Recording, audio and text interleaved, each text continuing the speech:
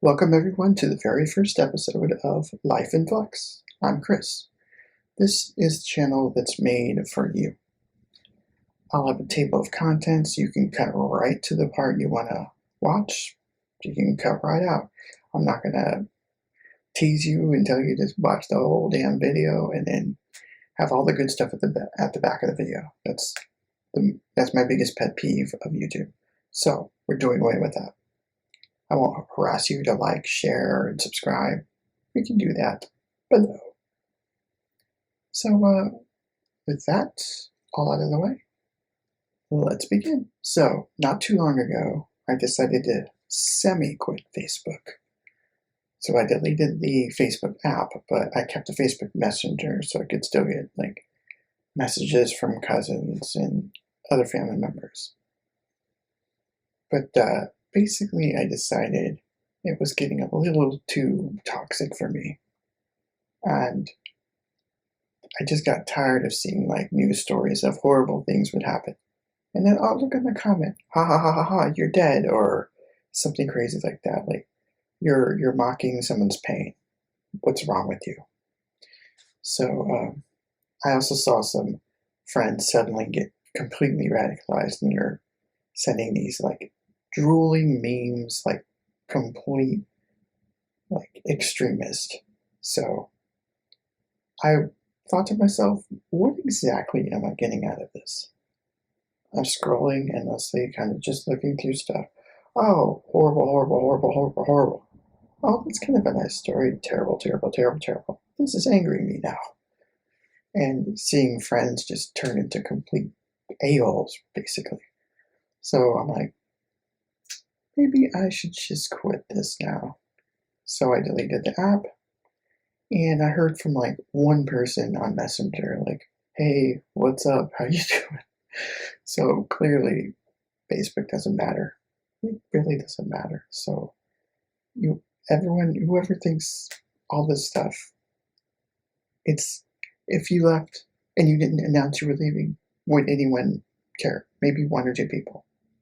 So, I mean, if you come to the same realization I did, and whatever social media it is that's becoming toxic for you and just making you negative, just quit it.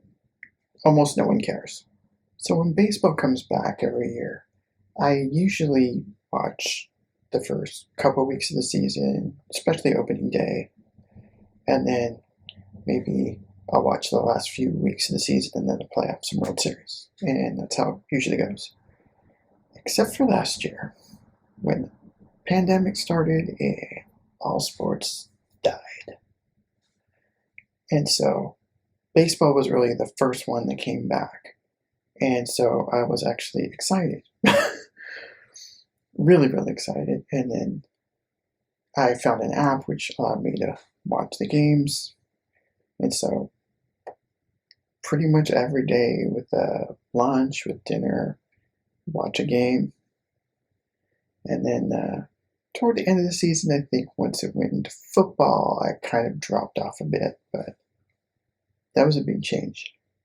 And so this year, I guess it just piqued my interest so much that I got myself an MLB.TV account. And so now I've got the whole season to watch. So now pretty much every day, I'm watching 1, 2, 3 games.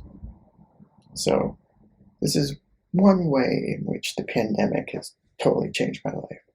It's I didn't really appreciate that we had sports until we lost all the sports. So here's to the season.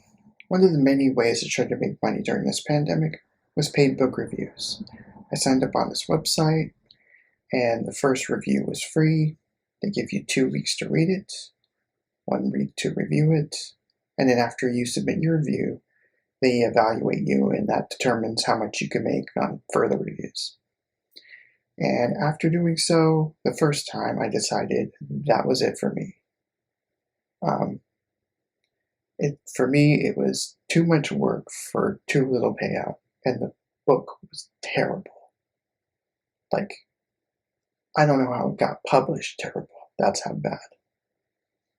Everything was repeated over and over, the same information. They had random commas highlighted throughout the book. There were so many grammatical errors, I don't even know where to start. And so, yeah, pretty much a month or so of hell trying to go through this book and then review it.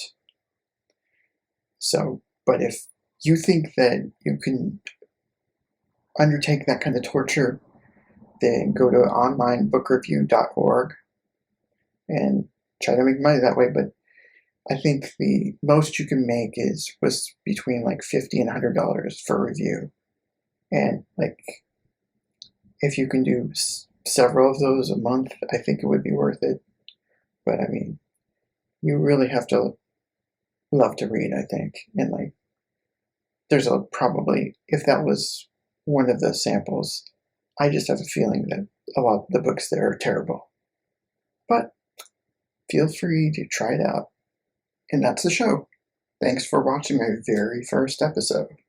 Remember, always be changing.